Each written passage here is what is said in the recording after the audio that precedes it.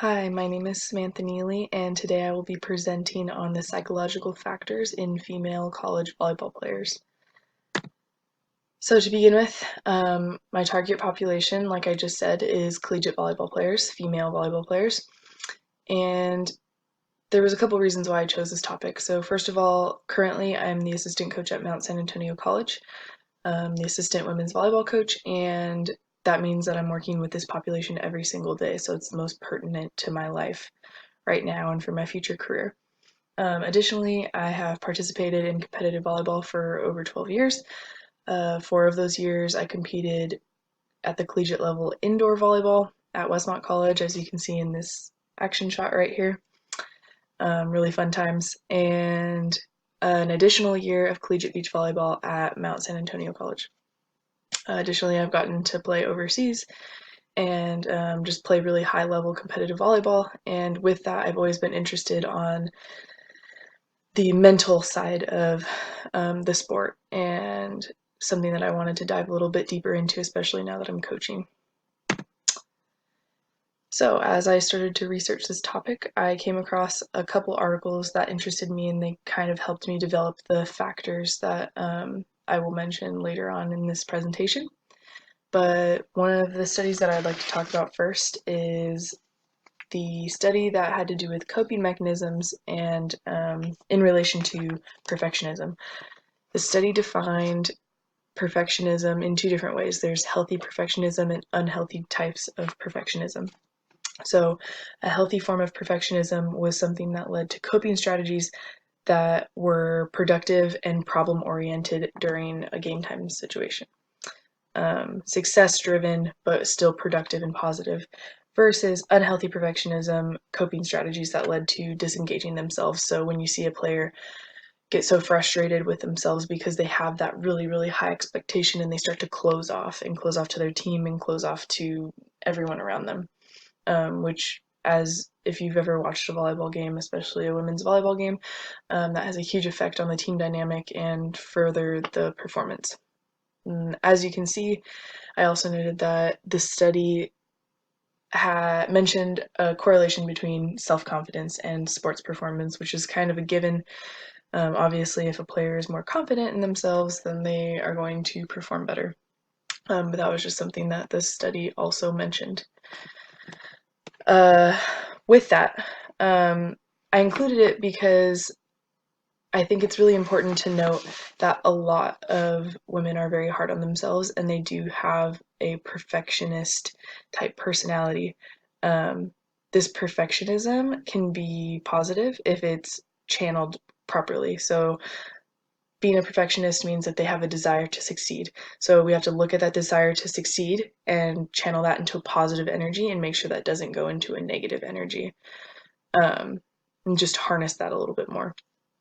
Ways to combat that unhealthy perfectionism that might arise is setting realistic goals. So sometimes we go into seasons and you might have a goal to win, but winning is something that comes along as you achieve smaller goals. So making those smaller goals as a coach, being intentional about making my players make those goals individually and as a team, and making sure those goals are tangible and achievable, not something that necessarily is at that perfectionist level. Because if we strive to be perfect, perfection is not capable of being achieved. So we will constantly fail.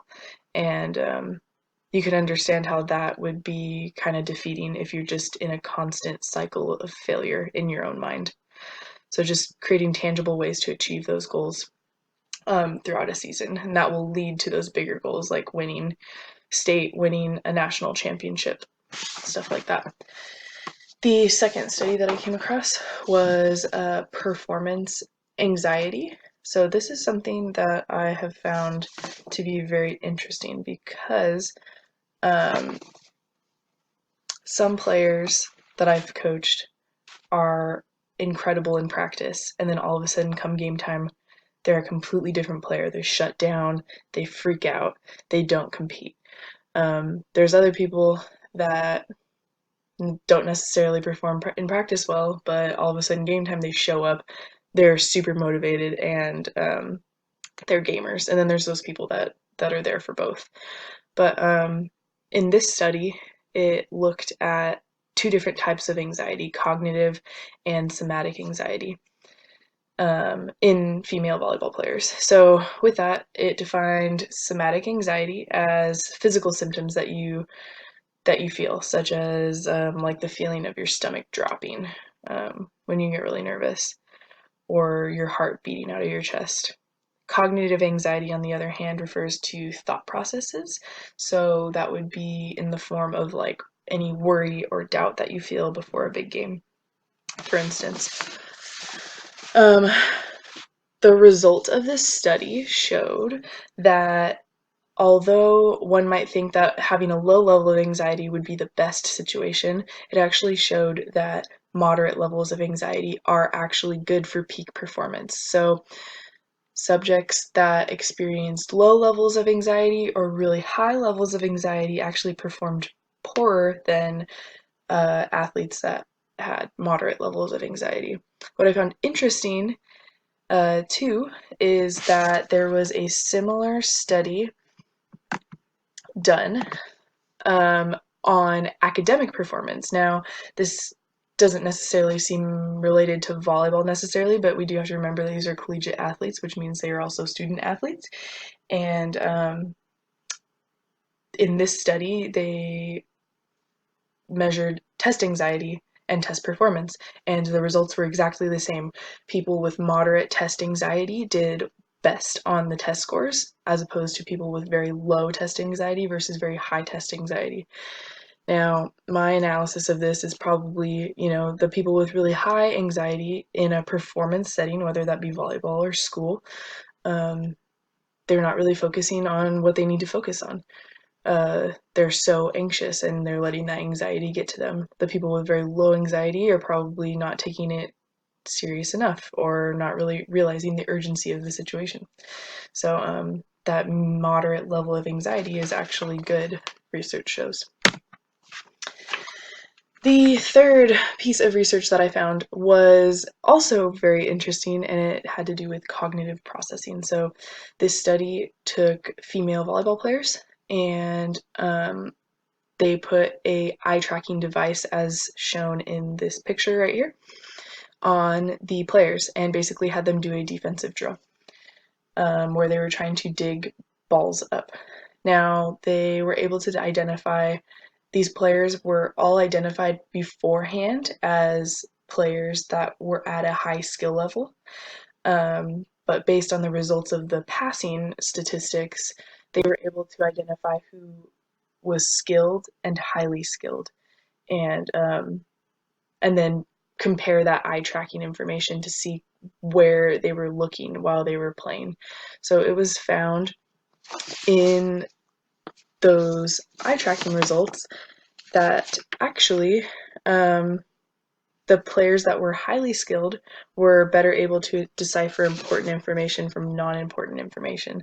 So they were able to analyze that information quickly and decide what they needed to look at.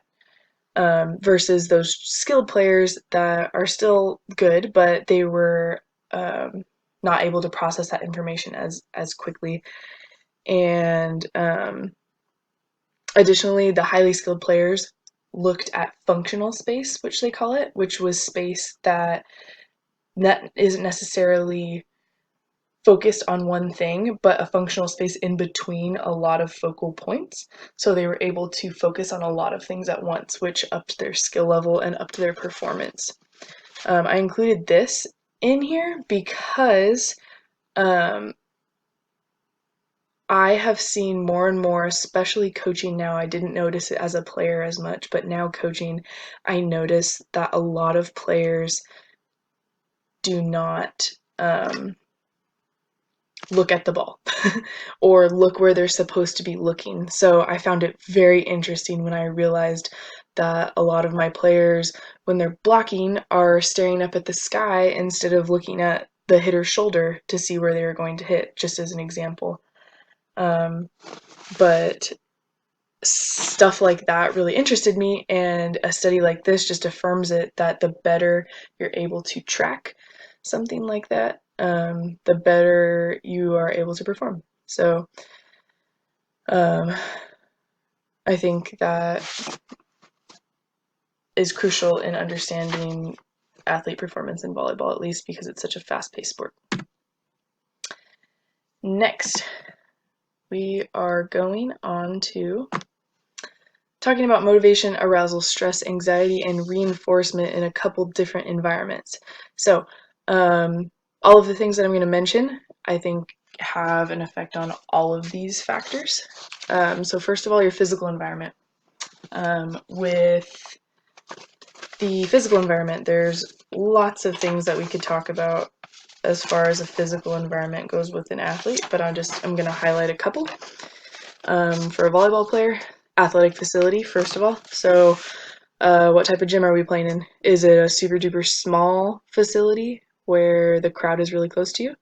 Or is it a really big facility where you kind of feel like it's empty?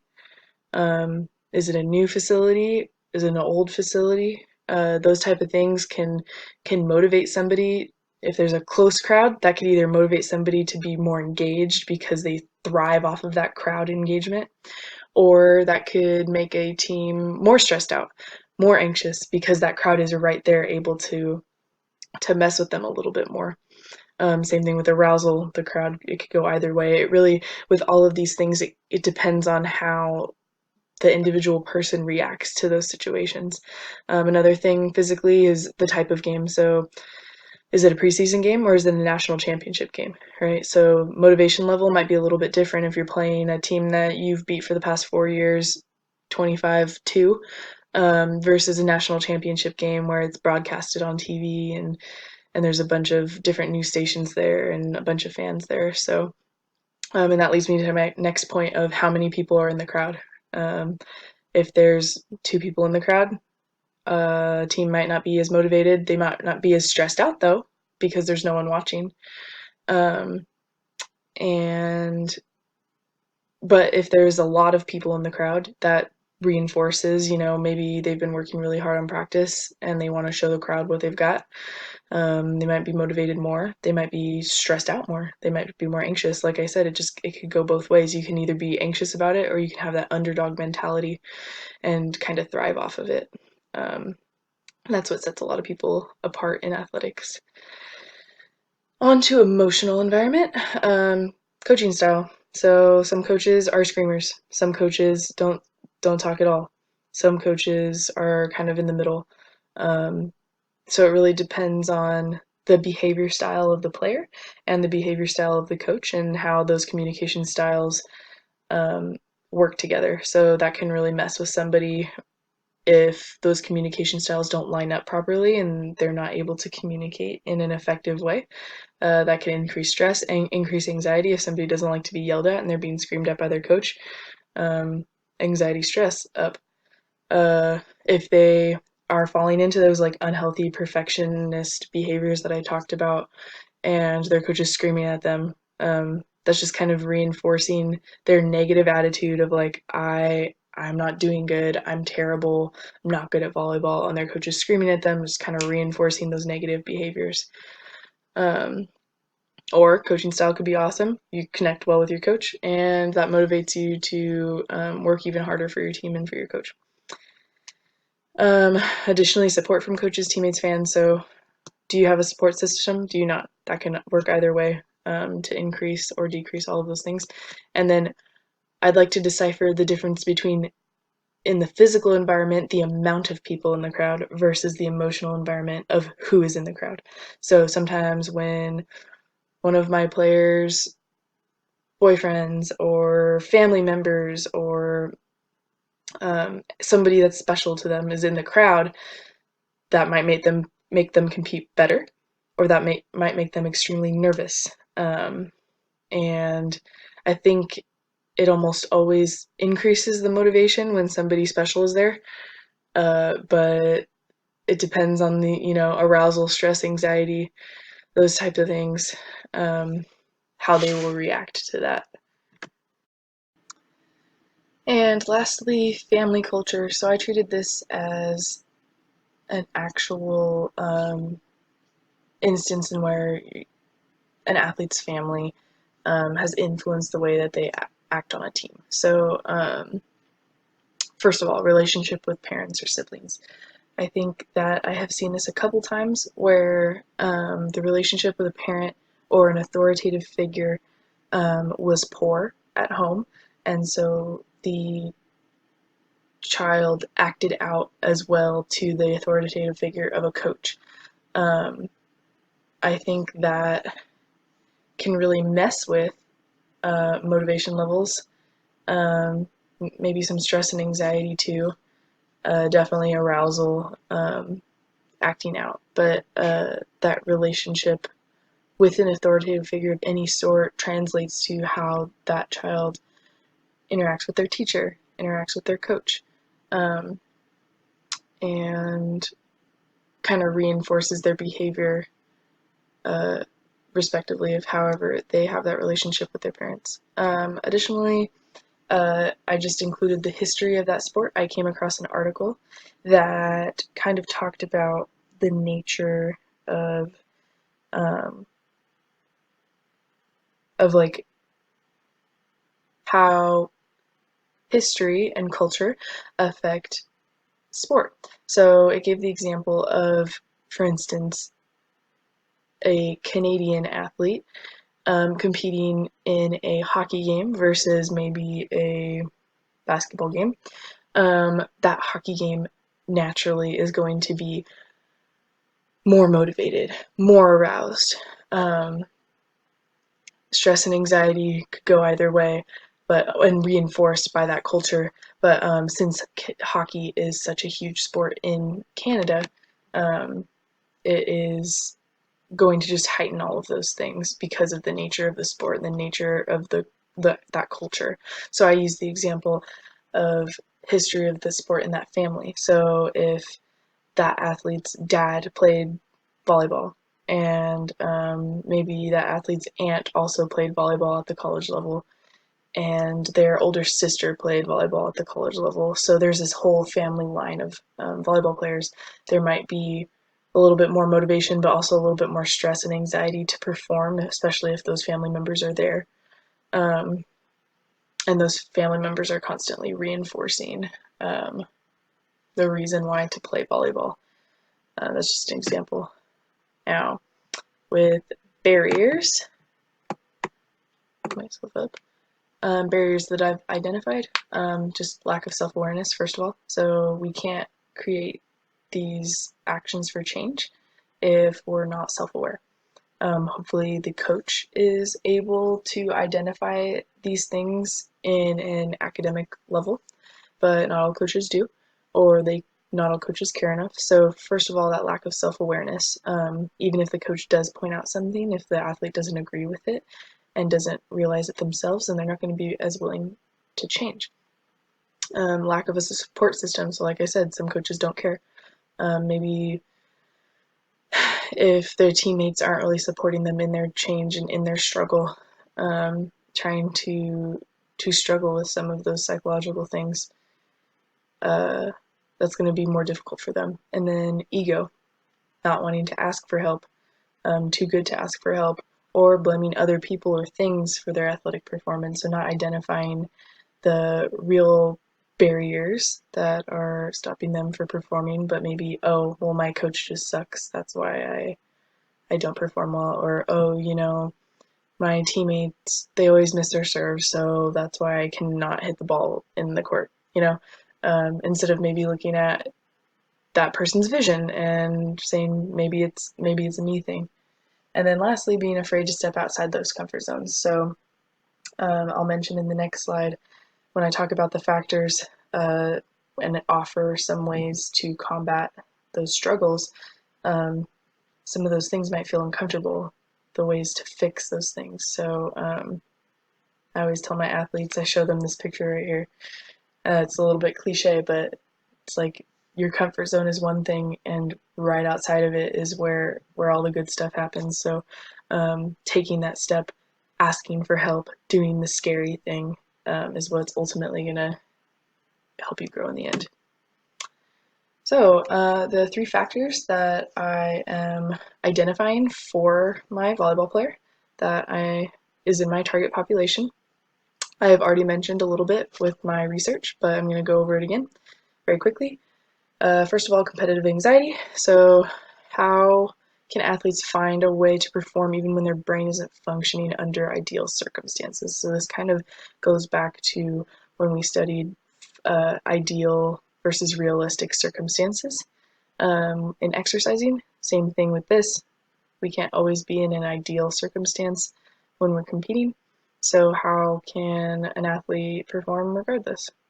Strategies to overcome this: meditation, visualization during a game or before a game, kind of calming yourself down, getting in a routine. A lot of athletes have some superstitions, a routine that they constantly do. I know volleyball players will have a serving routine, whether that be they bounce the ball twice and then hold the ball out in front of them and stare down the person they're going to serve, or maybe they just step back and toss the ball up and don't do anything. But whatever that routine may be, it helps them feel a sense of comfort. And then continuing to develop mental toughness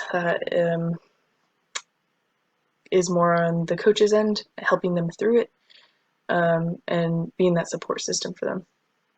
Secondly, perception and cognitive processing. So there's that idea that vision is important. Being able to just have that high volleyball IQ is important. There's a book called The Sport Gene, and basically it talks about, is there a sport gene? Is there a gene that makes you athletic?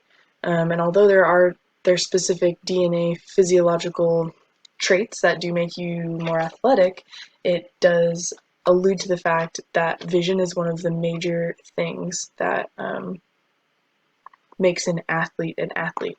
So it's not necessarily if they have an athlete gene, but more, do they have the vision to be an athlete? It talks about the example of in baseball, when a batter is up to bat, they have a split-second decision to decide if they're going to swing at that ball or not. Kind of similar thing with volleyball, not as fast, but with a serve.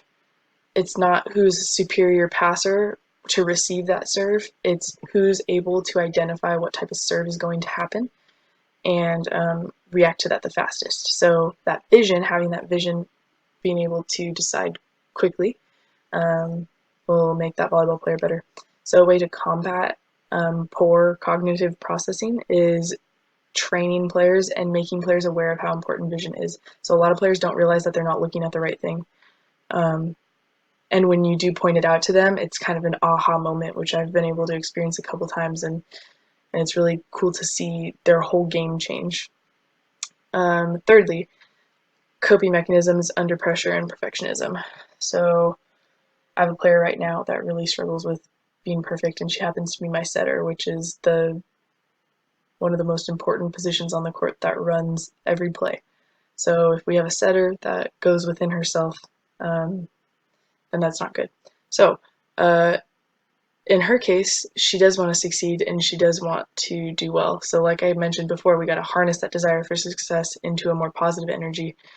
Ways to combat this is, like I mentioned before, setting realistic and tangible goals for the player, and making them aware that perfection is not achievable. Now, they don't like hearing that at first, but eventually it kind of takes that weight off their back. All right, my mission statement for my career moving forward. I used this verse as my kind of mission statement for my senior year of college volleyball, and I think it stands true for my coaching career. And that's Hebrews 12:1. So it says, "Therefore, since we are surrounded by such a huge crowd of witnesses to the life of faith, let us strip off every weight that slows us down, especially the sin that so easily trips us up, and lets us run with endurance the race God has set before us." I'm just going to highlight a couple things really quick. I love how it mentions the huge crowd of witnesses that we're surrounded by. So as a volleyball player, you have a lot of people at your games, and the way that you carry yourself as a coach, as a volleyball player, as anyone that somebody looks up to, you have the opportunity to be a great example of what it looks like to be a Christian and what it looks like to be loved by God. Um, so I really love that. Let us strip off every weight that slows us down. So everyone deals with psychological things. Everyone deals with mental blocks and barriers. So just continually making it a goal to work towards taking off those weights and be more free, able to thrive in whatever you do. And then the last piece is let us run with endurance. The race God has set before us. It's just a great reminder to me because I like to think of everything as a sprint, and that becomes quite exhausting at times. So I like how it mentions the race of endurance, a reminder to take life slow, to understand that not everything is going to come to you immediately, and just working at those things day in and day out, especially as a coach. Uh, it's frustrating because you can't be on the court playing, so kind of switching your thinking cap and figuring out how you can get your players to achieve those same things. And lastly, what I learned. So one thing that really stood out to me was considering different motivation types because it kind of correlated with what I was doing in my job as a coach. So we've been focusing on behavior types a lot recently within the team. We had everybody profiled, and it's been really interesting understanding how everybody operates and everybody's motivation types. So I look back to the assignment of considering ideal versus realistic circumstances in working out, and back to having my brother and my dad do that workout and having to motivate them through that workout. My brother and my dad are very different people, so I thought that was very interesting to try to motivate them in different ways and kind of consider how they want to be motivated. What we always tell our players, and I think it's just a good rule to live by, um, and something that a lot of people don't think about. I know I didn't think about it before I had heard this concept, but the golden rule versus the platinum rule in terms of coaching or just being a teammate to somebody else. So the golden rule, we all know, is treat others how you would like to be treated.